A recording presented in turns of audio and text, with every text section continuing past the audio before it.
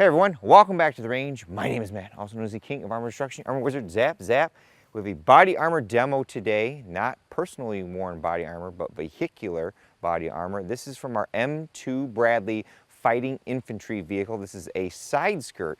A big thank you to Kevin Y, who sent this last December for us to shoot sometime this year. This side skirt is 2 hunks of steel that are air gapped by about 1 inch apart. I do believe this is like a 1/4 inch AR 500 or harder. For our testing today, we're going to try to remain as simple as possible without too much blathering and too much in-betweens.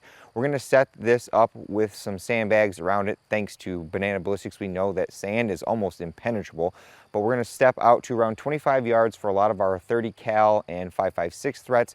Then we're going to step back to 100 yards for our 50 caliber threats. We bought our Mark II 11 today just for a little bit of added safety on this. It's around 65 to 70 degrees outside today. We will be using our Garmin 0C1 chronograph. A big thank you to Bass Pro Shops Cabela's for sending that out. That has been a godsend for an additional data set for our velocity testing, and you can pretty much set it up anywhere. Just like with our body armor testing, we'll put a spreadsheet here at the beginning and the end, and we're going to foreshadow all the threats that we're going to shoot at them. In the end, we'll mark our velocities and our penetrations. We're also going to shoot this at 0 degrees or as close as possible, because when you add any oblique angles to material, you only add to the amount of thickness that that bullet has to penetrate against. Now, in the grand scheme of things, real world wise, any of these threats that you're going to engage a target like this, you're going to be at quite a bit of distance, but to ensure that we have some kind of hit probability, that's why we're going to be a lot closer. We're going to start with our 5.56 threats. We have our 22-inch TC compass, so this is maximum real world value in 5.56 NATO. We've got M193, that's our 55 grain full metal jacket. We have M855A1, that is the EPR round from the US Army. Then we have their armor piercing round, which is M995. If you're looking for any M855A1, definitely check out War Pig Armory. I do have a discount code from them that will knock a few cents off those orders, so if you're looking to stack up on these.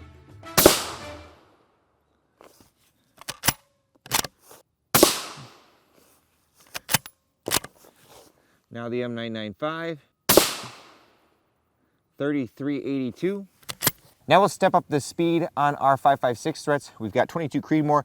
This is an upper from KAK Industries. It's an 18-inch barrel. Typically in 22 Creedmoor, you're looking at a 24-inch barrel. This is a little more compact, uses our AR-10 platform. So M193, M855A1, then M995. 3672, 3532,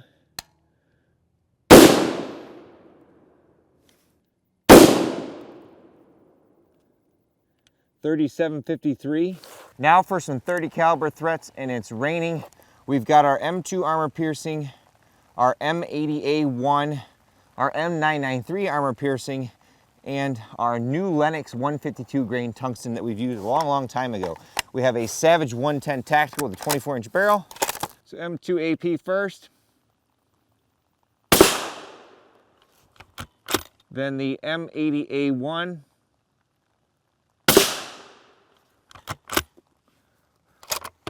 Now our M993.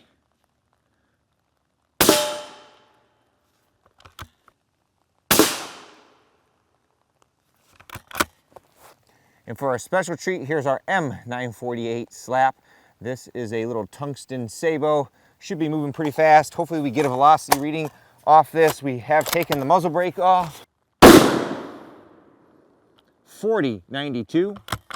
Now to step up our 30 caliber game, we brought out our 300 Winchester Magnum. This is a BC-8 from Bear Creek Arsenal. We've got our Plus P Plus M2 AP, Plus P Plus M14A1, Plus P Plus M993, then our 196 grain Swiss P AP with a tungsten penetrator. 3250. Now our Mr. Flashy Flash.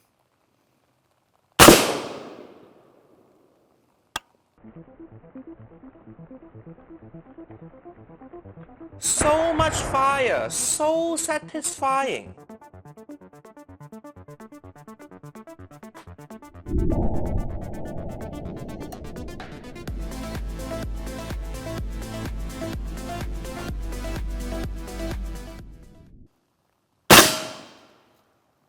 .34-42.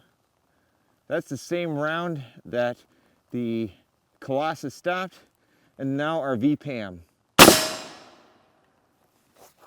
2847. We haven't used this one in a while. This is our 8mm SMKH 196 grain tungsten core.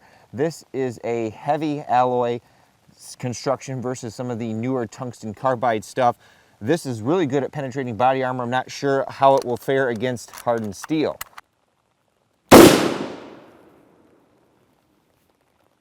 $29.45. Now that I'm soaking wet, we've brought out the 338 Lapua. We've got a 260 grain Swiss P AP tungsten core, as well as a 260 grain open tip match tungsten core penetrator from Lapua. We've got our Ruger Precision Magnum right here. Whoo-wee, Batman. That's a big hole. Sorry for the brief intermission, but we were getting poured on. We've come down to the 100-yard mark, although based on what we've seen so far, we'll show the results in a minute. This is kind of for shits and giggles because some of our other smaller calibers were penetrating. I figured with that air gap, we would get a lot more stoppages, but this is our 29-inch M107A1 Barrett. We got the Rex Selenium MG50 suppressor up front. We've got our canopy. This is gonna make probably a giant mess. Up first, we've got our Mark 211 Raufoss, the party popper for Chris and going ballistic.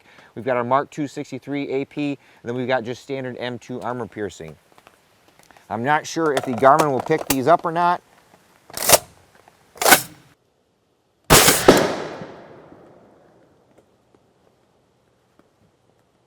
Woo. 2884. And we just knocked that thing over.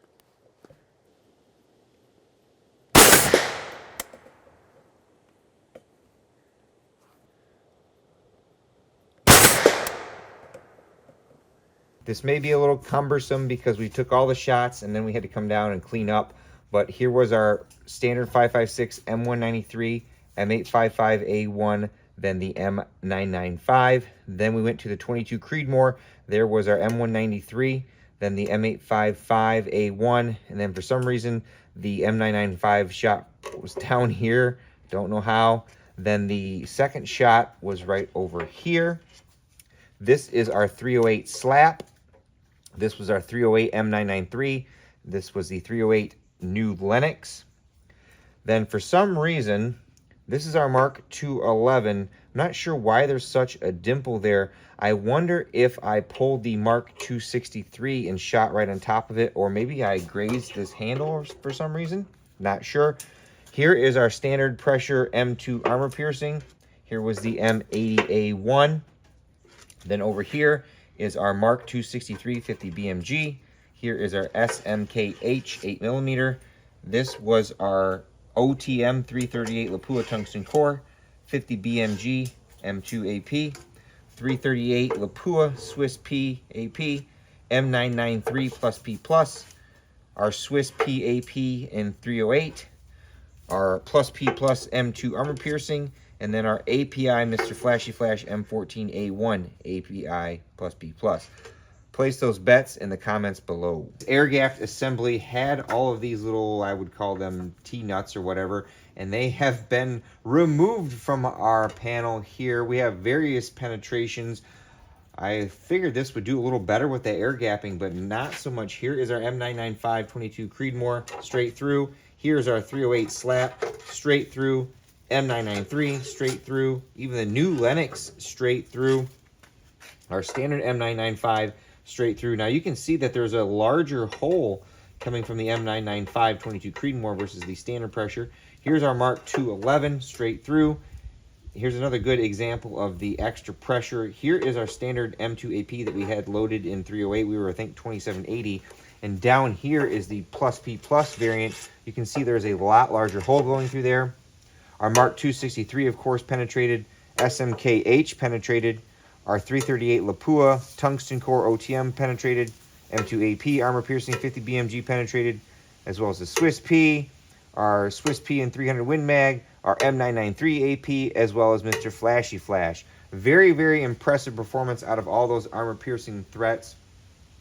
Kind of surprised that our air gap, again, didn't provide any resistance for these to penetrate. But there you have it, folks. Hopefully this will look pretty good in post. It may be hard to see, but this is the carnage inside of this air gap. You can see how it's sometimes just ripping that steel out of the way versus just cutting a hole clean through it. There's lots of fragmentation in here. That one right there was the Mark 211. I'm not sure if I put that 263 on top of it. Maybe I did. And that's about it. Total carnage. Well, folks, I'm wet and cold. The radar said it wasn't going to rain until 6 today. And we got out, we got set up, we started taking our shots, and Mother Nature just decided that it didn't want me to get this done, but we pushed through and we got it done. As far as our results go, I was kind of surprised that this air gap hardened steel didn't stop some of our lesser 30 caliber armor piercing threats. I was expecting to need the 50 BMG to get through both sides of this, but we did it with some of our sub calibers. I should have put some auxiliary barriers behind this to try to catch some of those projectiles, because it looks like they had quite a bit of speed after them. But in the grand scheme of things, in the real world, this is going to be on the side of your M2 Bradley infantry vehicle, and the armor that's behind all of the wheel structure hopefully would catch all those threats, and you're going to be at quite a bit of range when you engage this anyways. With all that being said, it's time for me to get the heck out of here. But at the end of all my videos, I take a moment to thank all those who help make these possible, because there's a lot that goes into them.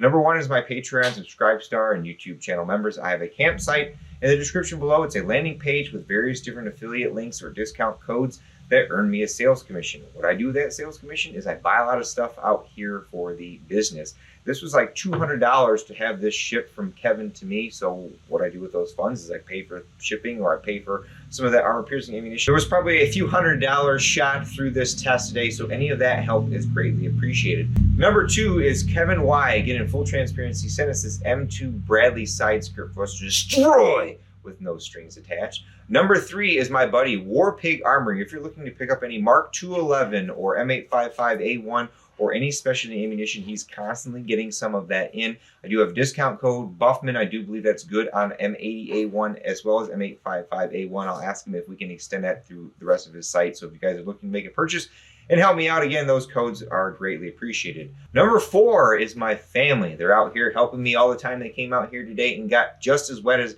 I did to make this happen. So any time that I can spend with them is greatly appreciated. And of course, number five is you all for watching. Until next time, I'll catch you at the range.